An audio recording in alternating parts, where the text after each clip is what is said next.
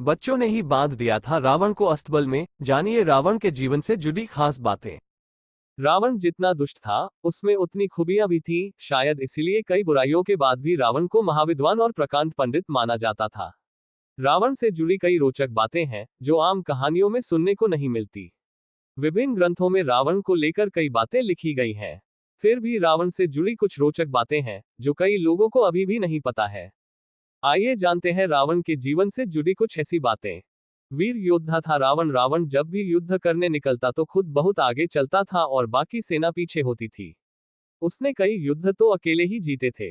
रावण ने यमपुरी जाकर यमराज को भी युद्ध में हरा दिया था और नरक की सजा भुगत रही जीवात्माओं को मुक्त कराकर अपनी सेना में शामिल किया था।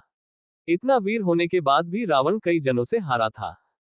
कैसे कैसे हारा? रावण बाली ने रावण को अपनी बाजू में दबाकर 4 समुद्रों की परिक्रमा की थी। बाली इतना ताकतवर था कि वो रोज सवेरे 4 समुद्रों की परिक्रमा कर सूर्य को अर्घ्य देता था। रावण जब पाताल के राजा बलि से युद्ध करने पहुंचा तो बलि के महल में खेल रहे बच्चों ने ही उसे पकड़कर अस्तबल में घोड़ों के साथ बांध दिया था। सहस्त्रबाहु अर्जुन ने अपनी 1000 हाथों से नर्मदा के बहाव को रोककर पानी इकट्ठा किया और उस पानी में रावण को सेना सहित बहा दिया। बाद में जब रावण युद्ध करने पहुंचा तो सहस्त्रबाहु ने उसे बंदी बनाकर जेल में डाल दिया। रावण ने शिव से युद्ध में हारकर उन्हें अपना गुरु बनाया था। महिलाओं के प्रति दुर्भावना। रावण के मन में महिलाओं के प्रति हमेशा दुर्भावना रही। वो उन्हें सिर्फ उपभोग की वस्तु मानता था, जिसके कारण उसे रंभा और सीता सहित कई महिलाओं के शाप भी लगे, जो उसके लिए विनाशकारी बने। भगवान महिलाओं का अपमान करने वालों को कभी माफ नहीं करता, क्योंकि दुनिया में जो पहली 5 संतानें पैदा हुई थीं, उनमें से पहली 3 संतानें लड़कियां ही थीं। भगवान ने महिलाओं को पुरुषों से आगे रखा है। रावण अपनी शक्ति के अहंकार में ये बात समझ नहीं पाया। सिर्फ तारीफ सुनना। रावण की दूसरी सबसे बड़ी कमजोरी ये थी कि उसे अपनी बुराई पसंद नहीं थी। गलती करने पर भी वह दूसरों के मुंह से अपने लिए सिर्फ तारीफ ही सुनना चाहता था। जिसने भी उसे उसकी गलतियां दिखाई, उसने उन्हें अपने से दूर कर दिया, जैसे भाई विभीषण, नाना माल्यवंत, मंत्री शुक आदि।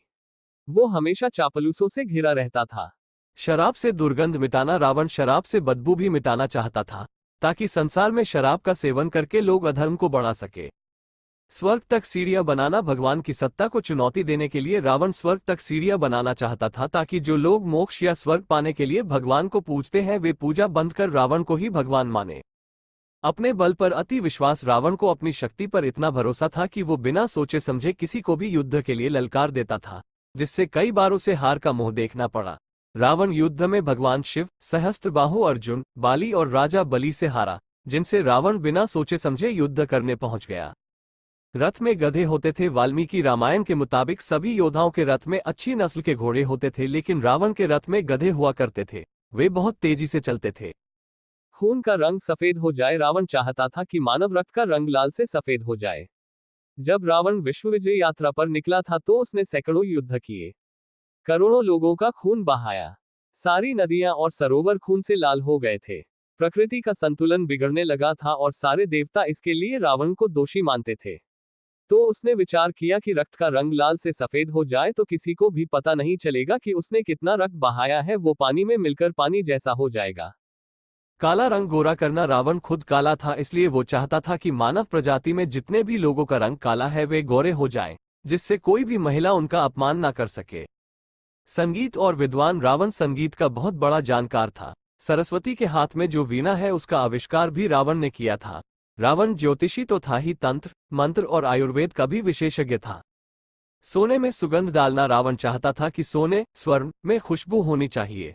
रावण दुनिया भर के स्वर्ण पर खुद कब्जा जमाना चाहता था। सोना खोजने में कोई परेशानी नहीं हो, इसलिए वो उसमें सुगंध डालना चाहता था। समुद्र के पानी को मीठा बनाना। रावण 7 समुद्रों के पानी को मीठा बनाना चाहता था।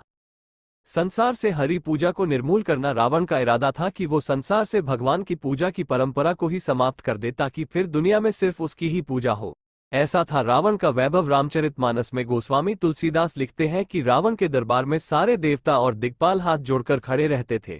रावण के महल में जो अशोक वाटिका थी उसमें अशोक के 1 लाख से ज्यादा वृक्ष थे। इस वाटिका में सिवाय रावण के किसी अन्य पुरुष को जाने की अनुमति नहीं थी।